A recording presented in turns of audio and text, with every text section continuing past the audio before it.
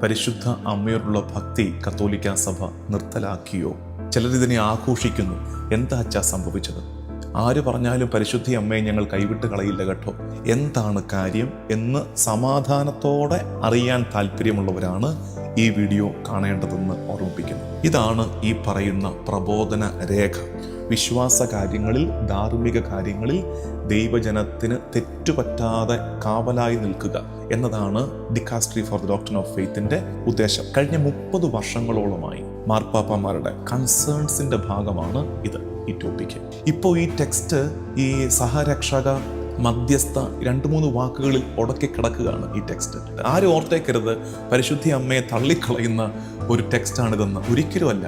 മനുഷ്യാവതാരത്തിൽ അവൾ പറഞ്ഞ യെസ്, അവളുടെ സമ്മതത്തിന്റെ കണ്ടിന്യൂവേഷനും കൺഫർമേഷനുമാണ് കാൽവരിയിൽ അവൾ വീണ്ടും യെസ് പറഞ്ഞ് സഹകരിച്ച് നിൽക്കുന്നത്. അതായത് സ്ത്രീ അമ്മയായി വളരുകയാണെന്ന് ഈ ടെക്സ്റ്റ് നമ്മളെ സൂചിപ്പിക്കുന്നു. ഇനി നമുക്ക് ഇതിൻ്റെ ഉള്ളിലേക്ക് പ്രവേശിക്കാം.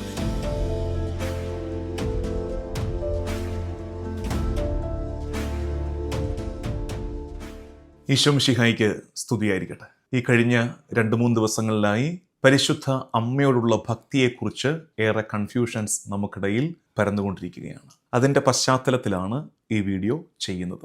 കാനഡയിൽ ധ്യാനങ്ങളുടെ മധ്യയാണെന്ന് നിങ്ങൾക്ക് കുറച്ചു പേർക്കെങ്കിലുമൊക്കെ അറിയാം. എങ്കിലും കുറേയേറെ പേരുടെ റിക്വസ്റ്റ് വന്നു, അച്ചോ ഇതിനെക്കുറിച്ചൊന്ന് പഠിച്ചു പറയൂ എന്ന്.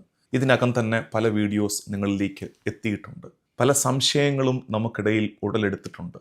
പരിശുദ്ധ അമ്മയോടുള്ള ഭക്തി കത്തോലിക്കാ സഭ നിർത്തലാക്കിയോ? ചിലരിതിനെ ആഘോഷിക്കുന്നു. കത്തോലിക്കാ സഭയ്ക്ക് തെറ്റുപറ്റിയെന്ന് സമ്മതിച്ചിരിക്കുന്നു. ഇനി പരിശുദ്ധ അമ്മ, ഇനി കന്യകാമറിയം സഭയിൽ ഉണ്ടാകില്ല എന്നൊക്കെ അതിൻ്റെ അങ്ങേയറ്റത്തോട്ട് പറഞ്ഞു പോകുന്നവർ, ഇപ്പുറത്ത് വലിയ നിരാശയോടെ സംസാരിക്കുന്നവർ. എന്താ അച്ഛാ സംഭവിച്ചത്? ആര് പറഞ്ഞാലും പരിശുദ്ധി അമ്മയെ ഞങ്ങൾ കൈവിട്ട് കളയില്ല കേട്ടോ എന്നൊക്കെയുള്ള ആവലാതികൾ.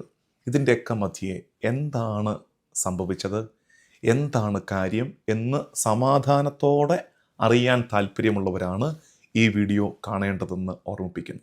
നിങ്ങൾ ഓർത്തേക്കരുത് ഈ ഒരൊറ്റ വീഡിയോ കൊണ്ട് ഈ മുഴുവൻ ടോപ്പിക്ക് ഞാൻ കവർ ചെയ്യാൻ പോവുകയാണെന്ന്. അല്ല, ഇതാണ് ഈ പറയുന്ന പ്രബോധന രേഖ. Dicastery for the doctrine of faith, Mater Populi Fidelis. ഇതാണ് ഇതിൻ്റെ പേര്, മാത്തർ പോപ്പുലി ഫിദേലിസ്, വിശ്വാസികളുടെ അമ്മ. Doctrinal note on some Marian titles regarding Mary's cooperation in the work of salvation. രക്ഷാകര സംഭവത്തിൽ പരിശുദ്ധി അമ്മയുടെ സഹകരണവുമായി ബന്ധപ്പെട്ട ചില ടൈറ്റിൽസിനെ പഠന വിഷയമാക്കുന്നു. പരിശുദ്ധി അമ്മയെ വിളിക്കുന്ന ചില പേരുകളെ പഠന വിഷയമാക്കുന്നു. 2025 നവംബർ 4 പ്രസിദ്ധീകരിച്ചതാണ്. 80 കണ്ണികകളുണ്ട് ഇതിനകത്ത്. 80 കണ്ണികകൾ പ്രസിദ്ധീകരിച്ചിരിക്കുന്നത് dicastery for the doctrine of faith, DDF. നേരത്തെ CDF, congregation for the doctrine of faith എന്നറിയപ്പെട്ടിരുന്ന കാത്തലിക് ഇൻസ്റ്റിറ്റ്യൂഷൻ, കത്തോലിക്ക സംവിധാനമാണത്. 80 കണ്ണികകൾ. അതിനാദ്യമേ തന്നെ ഇതിൻ്റെ പ്രീഫെക്റ്റായ, dicastery for the doctrine of ഫെയ്ത്തിൻ്റെ പ്രീഫെക്റ്റായ വിക്ടർ മാനുവൽ കാർഡിനൽ ഫെർണാണ്ടസിൻ്റെ ഒരു പ്രസൻറ്റേഷൻ എന്താണിതെന്ന് പറയുന്നു. അതിനുശേഷം ഒരു 3 കണ്ണികകളിലായിട്ട് ഇതിനൊരു ആമുഖം, ഇൻട്രൊഡക്ഷൻ. 15ാമത്തെ കണ്ണിക വരെ ഈ ടൈറ്റിൽസിനെ ജനറലായിട്ട് ഒന്ന് പറഞ്ഞു വരുന്നു. അതിനുശേഷമാണ് ഓരോ ടൈറ്റിലും എടുത്ത് അതിൻ്റെ പശ്ചാത്തലം, ചരിത്രം, ആ ടൈറ്റിൽ ഉപയോഗിക്കുമ്പോൾ എന്താണ് നമ്മൾ ഉദ്ദേശിക്കുന്നത്, അതിലെ അപകടങ്ങൾ, ഈ കാര്യങ്ങളൊക്കെ വിശദീകരിച്ച് പറയുന്നത്.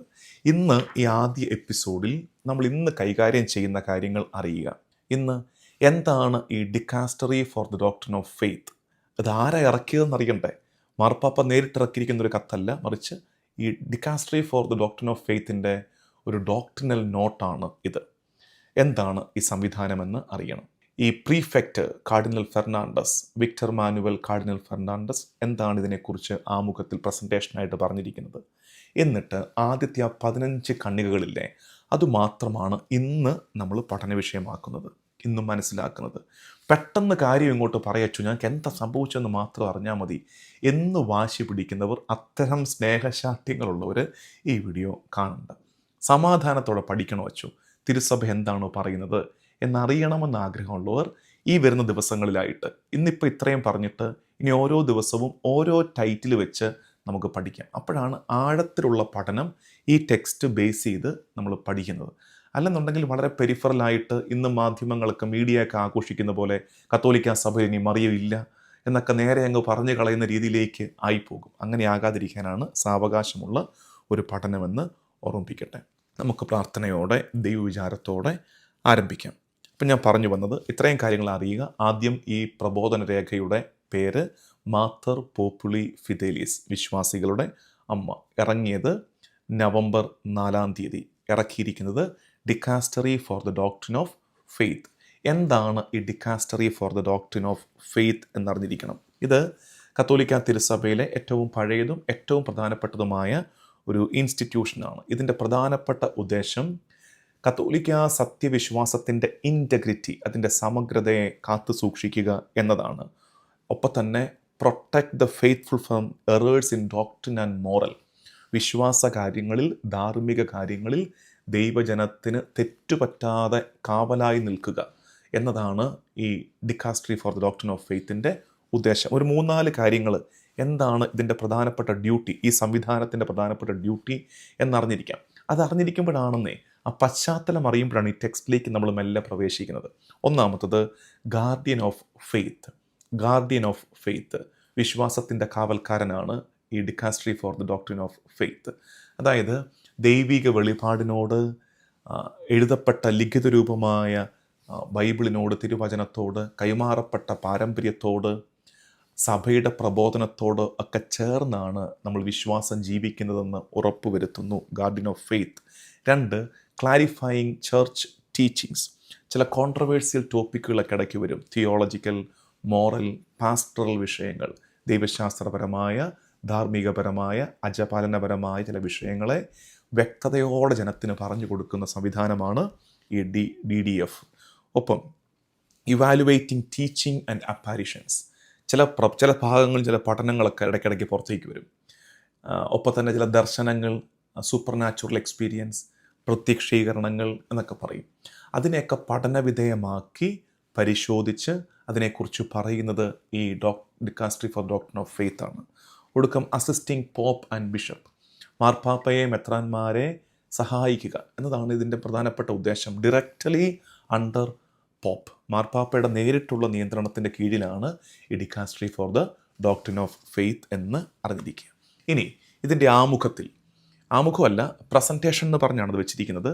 ഈ ഇതിൻ്റെ പ്രീഫെക്റ്റ്, ഇതിൻ്റെ head, dicastery for the doctrine of ഫെയ്ത്തിൻ്റെ head prefect Victor Manuel cardinal Fernandez എന്തിനാണ് ഇതെന്നൊക്കെ സൂചിപ്പിച്ചിട്ടുണ്ട്. ഒന്നാമത്തെ കാര്യം അദ്ദേഹം പറഞ്ഞിരിക്കുന്നത് വളരെ സ്ട്രൈക്കിംഗ് ആയിട്ടുള്ള കാര്യം, കഴിഞ്ഞ 30 വർഷങ്ങളോളമായി മാർപ്പാപ്പമാരുടെ വ്യത്യസ്തരായ മാർപ്പാപ്പമാരുടെ കൺസേൺസിൻ്റെ ഭാഗമാണ് ഇത്, ഈ ടോപ്പിക്ക്, ഈ വിഷയം.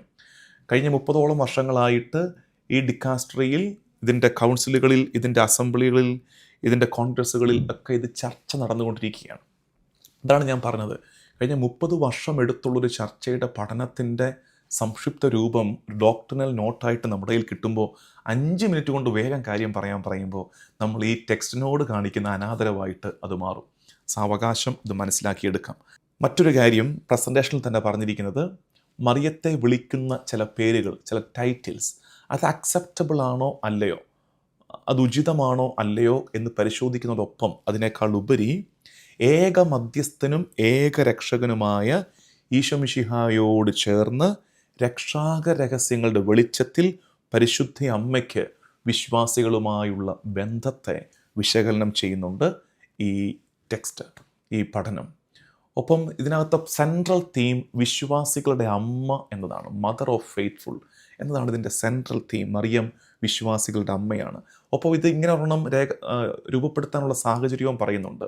ചില ഡിവോഷണൽ ഗ്രൂപ്പ്സ്, ചില ഇത്തരം മൂവ്മെൻറ്റ്സുകൾ ഒക്കെ മറിയത്തിൻ്റെ ടൈറ്റിൽസിനെ തെറ്റായിട്ട് ഉപയോഗിച്ച് തുടങ്ങുമ്പോൾ അത് ഒരു മിസ്ഇൻറ്റർപ്രിട്ടേഷനിലേക്ക് കൊണ്ടുപോകുന്നുണ്ട്. അതിനുള്ളൊരു തിരുത്തൽ കൂടിയാണ്, അതിനെ നേർവഴിക്ക് ഗൈഡ് ചെയ്യുക എന്ന ഉദ്ദേശം കൂടെ ഇതിനുണ്ട്. എങ്ങനെ? തിരുവചനത്തോട്, വിശുദ്ധ പാരമ്പര്യത്തോട് ചേർന്ന്, തിരുവചനത്തിന്, വിശുദ്ധ പാരമ്പര്യത്തിന് നിരക്കുന്നതാണ് ഇത്തരം പ്രയോഗങ്ങളെന്ന് ഉറപ്പുവരുത്തുകയാണ് ഈ ടെക്സ്റ്റ് ചെയ്യുന്നത്. ഇനി നമുക്ക് ഇതിൻ്റെ ഉള്ളിലേക്ക് പ്രവേശിക്കാം. ഇതാണ് കേട്ടോ, ഇത് ഞാൻ മുഴുവൻ പ്രിൻ്റ് എടുത്ത് വെച്ചിട്ടുണ്ട്. അപ്പോൾ ഞാനിത് മുഴുവൻ വായിച്ചു. പക്ഷേ എല്ലാം കൂടി ഒരുമിച്ച് പറയുന്നതിനേക്കാൾ ഒരു സാവകാശമുള്ള പഠനമാണ്. കാരണം എന്നെ ഫോളോ ചെയ്യുന്ന കുറേ പേർക്കെങ്കിലും ഇത് സമാധാനത്തിൽ പഠിക്കണമെന്ന് കൃത്യമായിട്ട് മനസ്സിലാക്കണമെന്ന് ആഗ്രഹമുള്ളതുകൊണ്ട് അവർക്ക് വേണ്ടിയിട്ടാണ് ഈ വീഡിയോ ചെയ്യുന്നത്. നിങ്ങൾക്കിത് നല്ലതാണെന്ന് തോന്നുകയാണെങ്കിൽ മറ്റുള്ളവരിലേക്ക് ഇത് പങ്കുവെച്ച് കൊടുക്കുകയും ചെയ്യുക. ആദ്യത്തെ 3 ഖണ്ഡികകൾ ഇൻട്രൊഡക്ഷനാണ്. ഇൻട്രൊഡക്ഷൻ. അതിനുശേഷം 4ാമത്തെ ഖണ്ഡിക തൊട്ട് 15ാമത്തെ ഖണ്ഡിക വരെ രക്ഷാകര പ്രവർത്തനത്തിൽ മറിയത്തിൻ്റെ സഹകരണത്തെക്കുറിച്ചാണ്. Cooperation of Mary in the salvational work, അതാണ് പറഞ്ഞിരിക്കുന്നത്. അവിടെ കുറേ വൈഡ് ടോപ്പിക്സ് വരുന്നുണ്ട്. ഒന്ന്, 2 രീതിയിൽ മറിയം സഹകരിക്കുന്നു. പഴയ നിയമത്തിലൂടെ പുതിയ നിയമത്തിലേക്ക് എത്തുന്ന മറിയത്തിൻ്റെ ഇമേജ്, ഒപ്പം മറിയം പഴയ നിയമത്തിൽ ഫോർഷാഡോ ചെയ്യപ്പെടുന്നുണ്ട്. കാൽവരിയിലെ സ്ത്രീ അമ്മയായി വളരുന്നത്, മറിയം ഇതിൻ്റെ ദൃക്സാക്ഷിയാണ്, ഐ വിറ്റ്നസ് ആണ് എന്നത്, സിയോൻ പുത്രി എന്നത് മറിയത്തിൽ അർത്ഥവത്താകുന്നു. സഭാപിതാക്കന്മാർ മറിയത്തെക്കുറിച്ച് പറയുന്നത് എന്തൊക്കെയാണ്, പൗരസ്ത്യ സഭകളെ, പ്രത്യേകിച്ച് എനിക്ക് സന്തോഷം തോന്നുന്നൊരു കാര്യം അതാണ്, പൗരസ്ത്യ സഭകളുടെ മരിയൻ ഡിവോഷനെ പ്രത്യേകം അഭിനന്ദിക്കുകയും അതിൻ്റെ രീതികളെ ഈ ടെക്സ്റ്റ് ശ്ലാഘിക്കുകയും ചെയ്യുന്നു. കാൽവരിയിലെ രക്തബലിയിൽ മറിയത്തിൻ്റെ സഹകരണം, തെയോത്തോക്കോസ്, ദൈവമാതാവ് എന്ന പ്രയോഗത്തെക്കുറിച്ച്, എത്തരത്തിലുള്ള സഹകരണമാണ് മറിയം നടത്തുന്നത്, അമലോത്ഭവയായ പരിശുദ്ധ കന്യകാ മറിയത്തെക്കുറിച്ച്, അവസാനിപ്പിക്കുന്നത് ഒരു ത്രിത്വൈക ഘടന, പരിശുദ്ധി അമ്മയുടെ ഈ രക്ഷാക രഹസ്യങ്ങളുള്ള സഹകരണത്തിൻ്റെ ഒരു ട്രിനിറ്റേറിയൻ സ്ട്രക്ചർ. ഇത്രയും കാര്യങ്ങളാണ് ഇന്ന് നമ്മൾ ഓരോ ഖണ്ഡിക അടിസ്ഥാനത്തിൽ പെട്ടെന്ന് മെൻഷൻ ചെയ്തു പോകുന്നത്. ഞാൻ ഇങ്ങനെ പറയാൻ കാര്യം, ഇപ്പോൾ ഈ ടെക്സ്റ്റ് ഈ സഹരക്ഷക, മധ്യസ്ഥ 2-3 വാക്കുകളിൽ ഉടക്കി കിടക്കുകയാണ്. ഈ ടെക്സ്റ്റ് അങ്ങേയറ്റം ഡെപ്തുള്ള, വളരെ ബ്യൂട്ടിഫുള്ളായിട്ട്, ആരും ഓർത്തേക്കരുത് പരിശുദ്ധി അമ്മയെ തള്ളിക്കളയുന്ന ഒരു ടെക്സ്റ്റാണിതെന്ന്. ഒരിക്കലുമല്ല. മാതൃഭക്തിയെ, പരിശുദ്ധി അമ്മയോടുള്ള നമ്മുടെ വണക്കത്തെ കറതീർത്തെടുക്കുന്ന, കുറേ കൂടെ ആഴത്തിലേക്ക് കൊണ്ടുപോകുന്ന ഒരു ടെക്സ്റ്റാണ്. അത് മനസ്സിലാക്കണമെങ്കിൽ ഇത്തരമൊരു പഠനം 1 by 1 ആയിട്ട് നമ്മൾ പഠിച്ചു വരണം. ഇൻട്രൊഡക്ഷനിലേക്ക് നമുക്ക് കയറാം. 1ാമത്തെ ഖണ്ഡികയിൽ ഓരോ ഖണ്ഡിക വെച്ച് നിങ്ങൾക്കിത് ഡൗൺലോഡ് ചെയ്യാൻ കിട്ടും കേട്ടോ. ഇനിയില്ലെങ്കിൽ നമ്മുടെ കമൻറ്റ് സെക്ഷനിൽ ഇതിൻ്റെ സോഫ്റ്റ് കോപ്പിയുടെ ലിങ്ക് ഞാൻ ഇട്ടേക്കാം. അത് നിങ്ങൾക്ക് ഉപയോഗിക്കാം. അപ്പോൾ വേണ്ടവർക്ക് അത് പ്രിൻ്റ് എടുത്തോ അല്ലെങ്കിൽ ഓൺലൈനായിട്ട് വായിച്ചോ ഇതിനോട് ചേർന്ന് യാത്ര ചെയ്യുകയും ചെയ്യാം.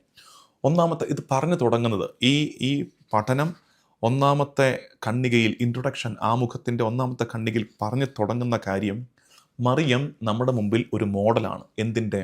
ദൈവത്തിൻ്റെ കൃപ മനുഷ്യനിൽ വരുത്തുന്ന മാറ്റത്തിൻ്റെ. ഒരു മനുഷ്യ വ്യക്തിയിൽ ദൈവകൃപ വന്നിറങ്ങി അത് പ്രവർത്തനനിരതമാകുമ്പോൾ, അതിനോട് ഈ വ്യക്തി സഹകരിക്കുമ്പോൾ ഒരാളിൽ വരുന്ന മാറ്റത്തിൻ്റെ, രൂപാന്തരീകരണത്തിൻ്റെ നല്ല തെളിവും മാതൃകയുമാണ് മറിയമെന്ന് പറഞ്ഞാണ് ഇത് ആരംഭിക്കുന്നത് തന്നെ. എന്നിട്ട് 2ാമത്തെ ഖണ്ഡികയിൽ എത്തുമ്പോൾ ടൈറ്റിൽസിനെ കുറിച്ച് പറയുന്നു. ടൈറ്റിൽസിനെക്കുറിച്ച് ജനറലായിട്ട് പറയുന്നത്, ഇന്ന് ഉപയോഗിക്കുന്ന ഒട്ടുമിക്ക ടൈറ്റിൽസും സഭാപിതാക്കന്മാരുടെ, ഫാദേഴ്സ് ഓഫ് ദ ചർച്ചിൻ്റെ കുറിപ്പുകളിൽ കാണാൻ പറ്റും. എന്നാൽ അതിനെ വ്യക്തതയോടും കൃത്യതയോടും കൂടെ നമ്മൾ ഇന്ന് ഉപയോഗിക്കാതെ വരുമ്പോൾ അതൊരു ദുർവ്യാഖ്യാനത്തിലേക്ക് നയിക്കുന്നുണ്ട്, ഒരു മിസ് ഇൻ്റർപ്രിട്ടേഷനിലേക്ക് അത് നയിക്കുന്നുണ്ട്.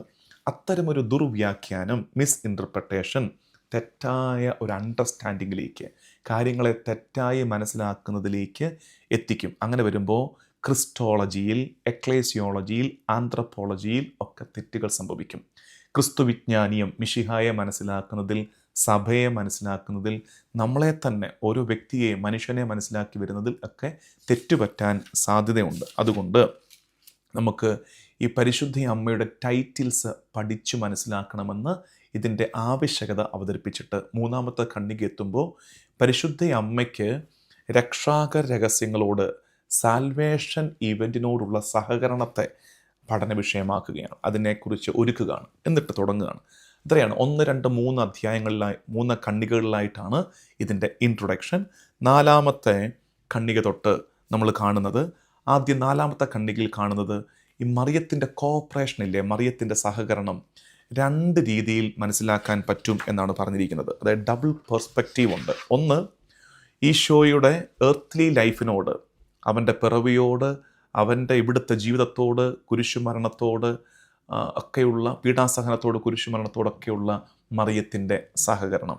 2, അതിന് ശേഷം സഭയോട് അവളുടെ സഹകരണം. ഈ 2 രീതിയിൽ മറിയം ഇന്നും തുടർന്നുകൊണ്ടിരിക്കുന്ന ആ കോപ്പറേഷൻ. ഈ രണ്ട് രീതിയിൽ മറിയത്തിൻ്റെ സഹകരണത്തെ മനസ്സിലാക്കാം. ഇത് ഇൻ്റർ റിലേറ്റഡ് ആണ്. ഒന്ന്, ഈശോയുടെ എർത്ത്ലി ലൈഫിനോട് പാസ്കൽ ഇവൻറ്റിനോടുള്ള സഹകരണം. രണ്ട്, വിശ്വാസികളുടെ ജീവിതത്തിൽ in the life of faithful Mariam cooperate ചെയ്യുന്നു. ഇത് രണ്ടും ഇൻ്റർ റിലേറ്റഡ് ആണ്, ഐസൊലേറ്റ് ചെയ്ത് മാറ്റിവെച്ച് മനസ്സിലാക്കാൻ പറ്റുന്ന ഒന്നല്ല എന്ന് പറഞ്ഞ് തുടങ്ങുന്നു. അഞ്ചാമത്തെ ഖണ്ഡിക എത്തുമ്പോൾ പഴയ നിയമത്തിൽ തൊട്ട്, അതായത് സ്ക്രിപ്ചറിൽ തന്നെ മറിയത്തിൻ്റെ ഈ സഹകരണം എന്നുള്ള വാക്കാണല്ലോ ഹൈലൈറ്റ്, കോപ്പറേഷൻ, അത് കാണാൻ പറ്റും. എന്നിട്ട് ഉൽപ്പത്തി 3:15 പിശാചിനുമേൽ വിക്ടറി ഷെയർ ചെയ്യുന്ന കൂട്ടത്തിൽ മറിയവുമുണ്ട്. അപ്പോൾ ഉൽപ്പത്തി 3:15 മറിയത്തെക്കുറിച്ചുള്ള സൂചന കിടക്കുന്നു. She's four shadowed in Genesis 3:15 എന്നാണ് സൂചിപ്പിച്ചിരിക്കുന്നത്. അത് പുതിയ നിയമത്തിൽ, പഴയ നിയമത്തിൽ വാഗ്ദാനമായും പുതിയ നിയമത്തിൽ പൂർത്തീകരണവുമായി നടക്കുന്ന രക്ഷാകര സംഭവങ്ങളിൽ മറിയത്തിൻ്റെ റോള്, മറിയത്തിൻ്റെ സഹകരണം ഊന്നിപ്പറയുന്നു. എന്നിട്ട് പറയുന്നൊരു കാര്യം, അതിനെ ഊന്നിപ്പറയുന്നതാണ് ഈശോ മറിയത്തെ സ്ത്രീയെ എന്ന് കാനായിലും കാൽവരിയിലും വിളിക്കുന്നതെന്ന്. കാനായിൽ വെച്ചും കാൽവരിയിൽ വെച്ചും സ്ത്രീയെ എന്ന് ഈശോ മറിയത്തെ അഭിസംബോധന ചെയ്യുന്നത് ഇവരുടെ ഈ മറിയത്തിൻ്റെ ഈ പർട്ടിക്കുലർ റോൾ ഹൈലൈറ്റ് ചെയ്യാനാണെന്ന് ഈ ടെക്സ്റ്റിൽ സൂചിപ്പിച്ചിരിക്കുന്നു. അടുത്ത ഖണ്ഡിക എത്തുമ്പോൾ, ആറാമത്തെ ഖണ്ഡിക എത്തുമ്പോൾ, മഹത്വീകരണത്തിൻ്റെ സമയത്ത്, കുരിശുമരണത്തിൻ്റെ സമയത്തും അവളുടെ സഹകരണത്തെ ഓർമ്മിപ്പിക്കുകയാണ്. ഇൻകാർണേഷനിൽ, മനുഷ്യാവതാരത്തിൽ അവൾ പറഞ്ഞ യെസ്, അവളുടെ സമ്മതത്തിൻ്റെ കണ്ടിന്യൂവേഷനും കൺഫർമേഷനുമാണ് കാൽവരിയിൽ അവൾ വീണ്ടും യെസ് പറഞ്ഞ് സഹകരിച്ച് നിൽക്കുന്നത്. എന്നിട്ട് സുന്ദരമായ ഒരു ധ്യാനം ഇതിനകത്തുണ്ട്. നമുക്കും കേൾക്കുമ്പോൾ വളരെ അത്ഭുതവും വളരെ മറിയത്തോട്, കർത്താവിൻ്റെ പദ്ധതിയോട് സ്നേഹം തോന്നുന്ന ഒന്നാണ്. അതെങ്ങനെയാണത്? യോഹന്നാൻ സുവിശേഷം 19-ാം അധ്യായം 26-ാം വാക്യത്തിൽ, സ്ത്രീയെ ഇതാ നിൻ്റെ മകൻ, വുമൻ ഇതാ നിൻ്റെ മകൻ. പക്ഷെ അടുത്ത വാക്യം എത്തുമ്പോൾ, 27-ാം വാക്യം എത്തുമ്പോൾ, ഇതാ നിൻ്റെ അമ്മ. അതായത് സ്ത്രീ അമ്മയായി വളരുകയാണെന്ന് ഈ ടെക്സ്റ്റ് നമ്മളെ സൂചിപ്പിക്കുന്നു. ആ നിമിഷം തൊട്ട് അവൾ വിശ്വാസികളുടെ അമ്മയാകുന്നു. കാരണം യോഹന്നാൻ വിശ്വാസികളുടെ മുഴുവൻ പ്രതിനിധിയായിട്ട് നിന്നാണ് അവളെ സ്വീകരിക്കുന്നത്. ആ സ്വീകരിക്കുന്നതിനും പറയുന്നത് ലംബാനോ എന്ന വാക്കാണ്. ലംബാനോ എന്ന വാക്ക് വിശ്വാസത്തിൽ സ്വീകരിച്ചു എന്നാണ്. ഇതേ വാക്ക് ഉപയോഗിച്ചിരിക്കുന്നത് യോഹന്നാൻ സുവിശേഷം 1-ാം അധ്യായം 11-12 വാക്യങ്ങളിൽ, പ്രകാശം, വെളിച്ചം ലോകത്തിലേക്ക് വന്നു, എന്നാൽ സ്വീകരിച്ചില്ല എന്ന് പറഞ്ഞിട്ടില്ലേ? ആ സ്വീകരിച്ചില്ല, ആ വാക്ക് തന്നെയാണ് ഇവിടെ സ്വീകരിച്ചു എന്ന രീതിയിൽ ഉപയോഗിച്ചിട്ട്. അപ്പോൾ വിശ്വാസത്തിലുള്ള സ്വീകരണമായിട്ട് അതിനെ ഹൈലൈറ്റ് ചെയ്യുന്നു. ഒപ്പം 19-28 തൊട്ടടുത്ത വാക്യത്തിൽ പറയുന്നു, എവറിത്തിങ് ഈസ് ഫുൾഫിൽഡ്, എല്ലാം പൂർത്തിയായിരിക്കുന്നു. അപ്പോൾ അതിനെ ഈ ടെക്സ്റ്റ് അവതരിപ്പിച്ചിരിക്കുന്നത് മറിയത്തെ നമ്മുടെ അമ്മയായി കൈമാറുന്നതും ഡിവൈൻ പ്ലാനിൻ്റെ, ദൈവിക പദ്ധതിയുടെ ഭാഗമായിരുന്നുവെന്ന് ടെക്സ്റ്റ് പറഞ്ഞു തരികയാണ്. എന്നിട്ട് വെളിപാട് പുസ്തകത്തിൽ 12-ാം അധ്യായം 1-ാം വാക്യത്തിലെ വുമൺ, സ്ത്രീ മറിയവുമായി ബന്ധപ്പെടുത്തി പറയുന്നു. 12:5 വെളിപാട് 12:5 അവൾ മിശിഹായുടെ അമ്മയാണ് എന്ന കാര്യം. വെളിപാട് 12:17 എത്തുമ്പോൾ അവൾ സകല വിശ്വാസികളുടെയും അമ്മയാകുന്നു. വിശ്വാസികളുടെ അമ്മയായി അവളെ അവതരിപ്പിക്കുന്നു. ഇനി 7-ാമത്തെ ഖണ്ഡികയിലേക്ക് എത്തുമ്പോൾ മറിയത്തിൻ്റെ ഒരു വലിയ പ്രത്യേകത, she is the privileged witness. അവൾ ദൃക്സാക്ഷിയാണ്. ഇത് മുഴുവൻ കണ്ടവളാണ് മറിയമെന്ന് അവതരിപ്പിച്ചിരിക്കുന്നു. കാരണം ഈശോയുടെ ബർത്ത് ആൻഡ് ഇൻഫൻസി, ഈശോയുടെ പിറവി, ഈശോയുടെ ഇൻഫൻസി, ശൈശവകാലം, ചൈൽഡ്ഹുഡ്, ഇത് നേരിട്ട് കണ്ടവളാണ് മറിയം. ഈ ദൃക്സാക്ഷി എന്ന വാക്കിൻ്റെ പ്രാധാന്യം അവതരിപ്പിച്ചിരിക്കുന്നത് ലൂക്കാ സുവിശേഷത്തിൻ്റെ പ്രലോഗിൽ, ആമുഖത്തിൽ, ദൃക്സാക്ഷികളിൽ നിന്ന് ലഭിച്ച വിവരമനുസരിച്ച് ഞാനിത് ഒരുക്കിയിരിക്കുന്നു എന്ന് പറഞ്ഞാണ് ലൂക്കാ സുവിശേഷം ആരംഭിക്കുന്നത്. ആ ദൃക്സാക്ഷികളിലെ പ്രിവിലേജ്ഡ് വണ്ണാണ് മറിയം. അവൾ ഈശോയുടെ പിറവി കണ്ടവളാണ്. അവൾ കാൽവരിയിൽ കുരിശിൻ്റെ ചുവട്ടിൽ നിന്നവളാണ്. അവൾ പെന്തക്കുസ്തായിലേക്ക് സഭയെ ഒരുക്കിയവളാണ്. ദൃക്സാക്ഷിയാണ് മറിയം എന്ന കാര്യം ഹൈലൈറ്റ് ചെയ്യുന്നു. 8-ാമത്തെ ഖണ്ഡിക എത്തുമ്പോൾ സിയോൻ പുത്രിയായി മറിയത്തെ അവതരിപ്പിക്കുന്നു. രക്ഷയുടെ സന്തോഷത്തെ സ്വീകരിക്കുകയും കൈമാറുകയും ചെയ്തവൾ, one who received and transmitted the joy of salvation, രക്ഷയുടെ ആനന്ദത്തെ സ്വീകരിച്ചവൾ, കൈമാറിയവൾ. അതിന് സഫാനിയ 3:14-17, സക്കറിയ 9:9 ഒക്കെ റെഫറൻസ് ആയിട്ട് വെച്ചിട്ടുണ്ട്. അതിൻ്റെ എക്സ്പ്ലനേഷനായിട്ട് പറഞ്ഞിരിക്കുന്നത്, എലിസബത്തിനെ മറിയം സന്ദർശിക്കാൻ ചെന്നപ്പോൾ എൻ്റെ കർത്താവ് എൻ്റെ അടുത്ത് വരാൻ എനിക്കെന്ത് യോഗ്യത എന്നല്ല എലിസബത്ത് പറഞ്ഞതെന്നും എൻ്റെ കർത്താവിൻ്റെ അമ്മ എൻ്റെ പക്കൽ വരാൻ എനിക്കെന്ത് യോഗ്യത എന്നാണ് പറഞ്ഞതെന്നും പറയുമ്പോൾ അവിടെ ഇൻസെപ്പറബിൾ ആണ് മറിയത്തിൻ്റെ റോള്. ഈശോയുടെ ഈ രക്ഷാക രഹസ്യവുമായി മറിയത്തിൻ്റെ റോള് ഇൻസെപ്പറബിളായി അഭേദ്യമായി കിടപ്പുണ്ട് എന്ന കാര്യം ഈ ടെക്സ്റ്റ് പറഞ്ഞു തരുന്നു. ഒപ്പം തന്നെ 1:41 നമ്മൾ വായിക്കുന്നു, എലിസബത്ത് പരിശുദ്ധാത്മാവിൽ നിറഞ്ഞാണ് ഇത് പറഞ്ഞതെന്ന്. എന്ത്? തൊട്ടടുത്ത വാക്യം കൂടെ, blessed are you among women. അപ്പോൾ പരിശുദ്ധാത്മാവിൽ നിറഞ്ഞ് മറിയത്തിൻ്റെ ഈ റോളിനെ എലിസബത്ത് ഏറ്റു പറഞ്ഞതായിട്ട് ഇത് പറയുന്നു. സ്തോത്രഗീതത്തിലേക്ക് വരുമ്പോഴും ഈ ആനന്ദത്തിൻ്റെ ഡൈമെൻഷൻ, സിയോൻ പുത്രിയുടെ ആനന്ദത്തിൻ്റെ ഡൈമെൻഷൻ, എൻ്റെ ആത്മാവ് കർത്താവിനെ മഹത്വപ്പെടുത്തുന്നു, എൻ്റെ ചിത്തം എൻ്റെ രക്ഷകനായ ദൈവത്തിൽ ആനന്ദിക്കുന്നു, സകല തലമുറകളും എന്നെ ഭാഗ്യവതി എന്ന് പ്രകീർത്തിക്കും. ഈ കാര്യങ്ങളൊക്കെ ഇവിടെ റെഫർ ചെയ്തിട്ടുണ്ട്. 9ാമത്തെ ഖണ്ഡികയിലേക്ക് എത്തുമ്പോൾ church fathers of the church, സഭാപിതാക്കന്മാർ മറിയത്തെ അവതരിപ്പിച്ചിരിക്കുന്നത്. അവിടെ മറിയത്തിന് സഭാപിതാക്കന്മാരുടെ കാലം തൊട്ട് തെയോത്തോക്കസ്, ദൈവമാതാവ്, നിത്യകന്യക, പെർപ്പച്വൽ വെർജിൻ, പാപമേശാത്തവൾ, അമലോത്ഭവ എന്നതായിട്ട് പിന്നീട് വന്നത് പുതിയ ഹൗവ, ഈ കാര്യങ്ങൾ, ഈ ടൈറ്റിൽസ് ഒക്കെ ഉപയോഗിച്ചിട്ടുള്ളതിനെക്കുറിച്ച് പറയുന്നു. സെയിൻറ്റ് അഗസ്റ്റിനാണ് ഈ കോഓപ്പറേറ്റർ, സഹകാരിയാണ്. അവൾ രക്ഷാകര പദ്ധതിയിൽ മിശിഹായുടെ സഹകാരിയാണ്. അങ്ങനെ സഹകാരിയാകുന്നത് വഴി so that faithful may be born in church, സഭയിൽ വിശ്വാസികൾ പിറവിയെടുക്കുന്നു. അങ്ങനെ അവൾ വിശ്വാസികളുടെ അമ്മ എന്ന ടൈറ്റിലിന് യോഗ്യയാകുന്നു എന്നും 9ാമത്തെ ഖണ്ഡികയിൽ സൂചിപ്പിക്കുന്നു. 10ാമത്തെ ഖണ്ഡിക എത്തുമ്പോഴാണ് ഞാൻ പറഞ്ഞു, എനിക്ക് പേഴ്സണലി അല്പം സന്തോഷം തോന്നുന്നൊരു കാര്യം, നമുക്കൊക്കെ തോന്നുന്നത് ഈസ്റ്റേൺ മരിയോളജിയെ, പൗരസ്ത്യ സഭകളുടെ ഈ മാതൃദർശനത്തെ, മരിയ ദർശനത്തെ ഈ ടെക്സ്റ്റ് അംഗീകരിച്ച് അഭിനന്ദിക്കുന്നൊരു ഭാഗമുണ്ട്. അതായത് അതിനകത്ത് പറയുന്ന 1-2 കാര്യങ്ങൾ നമ്മളും ഇപ്പോൾ പറഞ്ഞുകൊണ്ടിരിക്കുന്നത്, പരിശുദ്ധി അമ്മയോടുള്ള വണക്കം ഈസ് ഇൻസെപ്പറബിൾ ഫ്രം ലിറ്റർജി എന്നാണ് പറഞ്ഞിരിക്കുന്നത്. എന്നിട്ട് പ്രത്യേകം ഈ ടെക്സ്റ്റ് കോട്ട് ചെയ്തിരിക്കുന്നത് ലെക്സ് ഒറാന്തി ലെക്സ് ക്രതേന്തി, അതായത് പ്രാർത്ഥനയുടെ നിയമം വിശ്വാസത്തിൻ്റെ നിയമമാകുന്നു. പ്രാർത്ഥനകളിലാണ്, ലിറ്റർജിയിൽ, അതിൽ തന്നെ പ്രത്യേകിച്ച് അനാഫറകളിൽ, ഒപ്പം ഡിവൈൻ ഓഫീസസ് യാമപ്രാർത്ഥനകളിൽ, ഗീതങ്ങളിൽ ഒക്കെ മറിയത്തിനോടുള്ള ഈ വണക്കം കാണാൻ പറ്റുമെന്ന്, ഈസ്റ്റേൺ സഭയിൽ കാണാൻ പറ്റുമെന്ന് ഈ ടെക്സ്റ്റ് പറയുന്നു. ഒപ്പം തന്നെ മെൻഷൻ ചെയ്യുന്നൊരു കാര്യം, ഈസ്റ്റേൺ സഭയിലാണ് മറിയത്തിൻ്റെ തിരുനാളുകൾ ആഘോഷിക്കാൻ തുടങ്ങിയത്. പൗരസ്ത്യ സഭകളിൽ 5ാം നൂറ്റാണ്ട് മുതൽ, വെസ്റ്റേൺ ചർച്ചിൽ ഈ തിരുനാൾ ആഘോഷിക്കാൻ തുടങ്ങിയത് 7ാം നൂറ്റാണ്ട് മുതലാണെന്നും സൂചിപ്പിച്ചിട്ടുണ്ട്.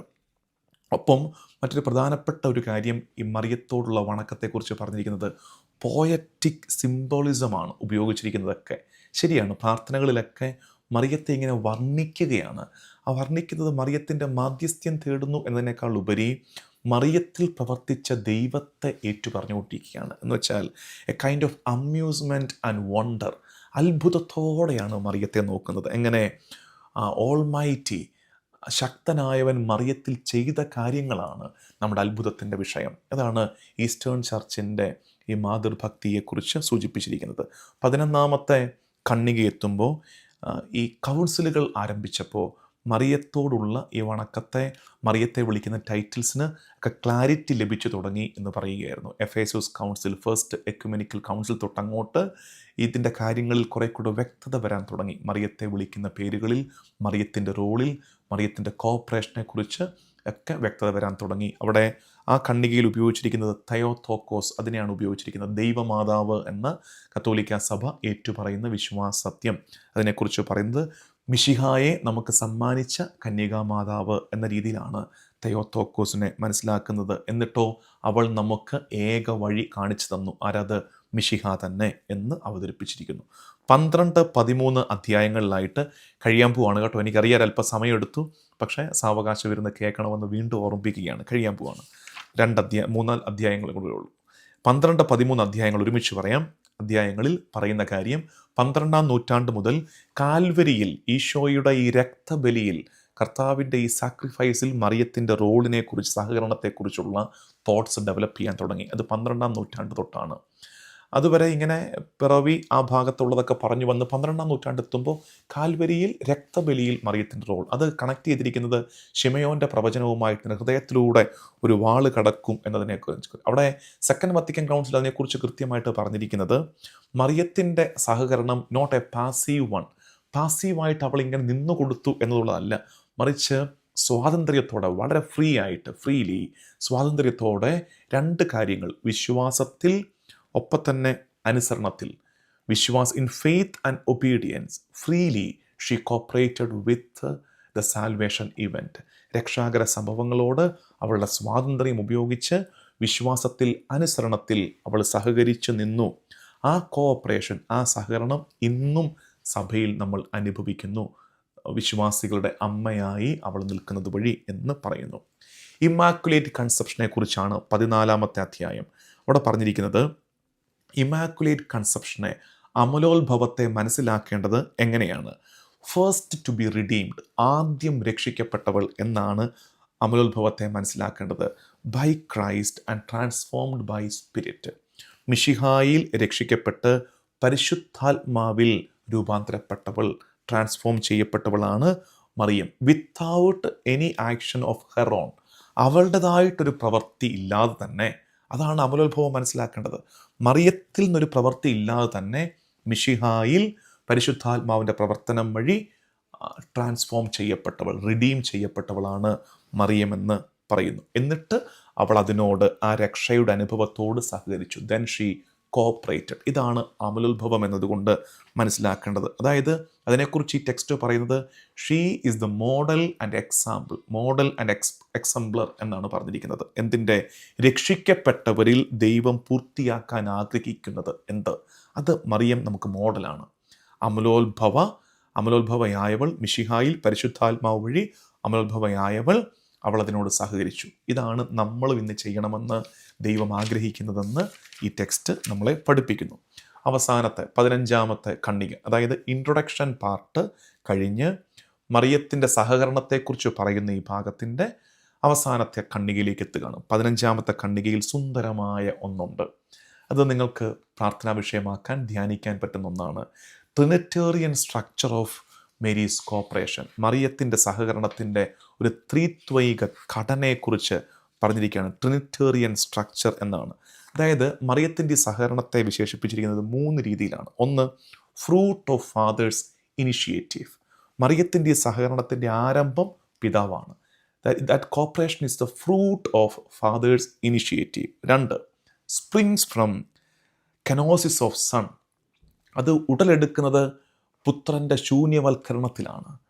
പിതാവ് തുടക്കമിടുന്നു, അത് സ്പ്രിങ്സ് ഔട്ട് ചെയ്യുന്നത്, അത് ആരംഭം കുറിക്കുന്നത് പുത്രൻ്റെ ശൂന്യവൽക്കരണത്തിലാണ്. Effect of the grace of holy spirit, അത് പരിശുദ്ധാത്മാവ് നൽകുന്ന കൃപയുടെ മെച്ചമാണ് ഈ സഹകരണം എന്ന്. Trinitarian structure of the cooperation of Mary in the salvation event, അത് ഭംഗിയായിട്ട് അവതരിപ്പിച്ചിരിക്കുകയാണ്. അവസാനം കോട്ട് ചെയ്തിരിക്കുന്ന ഒന്ന്, ഈ 15-ാം അധ്യായത്തിൻ്റെ അവസാനം പറഞ്ഞിരിക്കുന്നത് പോൾ 6 മാർപ്പാപ്പയുടെ ഒരു സെൻറ്റൻസ്. അതിങ്ങനെയാണ്: in the virgin Mary everything is in reference to Christ and dependent upon him. മനസ്സിലാക്കിക്കേ, in the virgin Mary everything is in reference to Christ and dependent upon him. മറിയത്തിൽ എല്ലാം മിശിഹായോട് ബന്ധപ്പെട്ടും മിശിഹായിൽ ആശ്രയിച്ചുമാണെന്ന് വ്യക്തമായിട്ട് പറഞ്ഞു നിർത്തുകയാണ്. ഇത്രയും ആമുഖമായി പഠിച്ചവരാണ് അടുത്ത എപ്പിസോഡിലേക്ക് എത്തുന്നത്. അടുത്ത എപ്പിസോഡിൽ നമ്മൾ കോ റിഡംപ്റ്ററിക്സ്, സഹരക്ഷക എന്ന ടൈറ്റില് വിശദമായി പഠിക്കും. ഈ ടെക്സ്റ്റ് വെച്ച് തന്നെ, ഈ പറയുന്നതിനകത്തൊന്നും എൻ്റെ ആശയം ഞാൻ പറയുകയല്ല കേട്ടോ, ഈ ടെക്സ്റ്റാണ് നമ്മൾ പഠന വിഷയമാക്കുന്നത്. കാണുമ്പോൾ അറിയത് മുഴുവൻ വരച്ചും കുറിച്ച് വിട്ടിരിക്കുകയാണ് ഞാൻ. അപ്പോൾ നമുക്ക് പഠിക്കാൻ പറ്റും. അങ്ങനെ പഠിക്കുമ്പോൾ നമുക്ക് ക്ലാരിറ്റി കിട്ടുകയും ചെയ്യും. നമുക്ക് പ്രാർത്ഥിക്കാം, ഈ സന്ദേശം മറ്റുള്ളവരിലേക്ക് എത്തിക്കുക. വരുന്ന ദിവസങ്ങളിൽ ഏറ്റവും അടുത്ത ദിവസം തന്നെ അടുത്ത എപ്പിസോഡ് സഹരക്ഷക, അതിനെക്കുറിച്ച് ഡീറ്റെയിൽഡായിട്ട് പഠിക്കാൻ പറ്റുമെന്ന് പ്രതീക്ഷിക്കാം. എനിക്ക് വേണ്ടിയും ഫീഡ് മൈ ഷിപ്പിൻ്റെ ശുശ്രൂഷകൾക്ക് വേണ്ടിയും ഇത് നിങ്ങൾക്ക് വേണ്ടി ഒരുക്കി തരുന്ന എൻ്റെ ടീം അംഗങ്ങൾക്ക് വേണ്ടിയും പ്രാർത്ഥിക്കുക. ദൈവനാമത്തിന് മഹത്വം ഉണ്ടാകട്ടെ. ആമേൻ.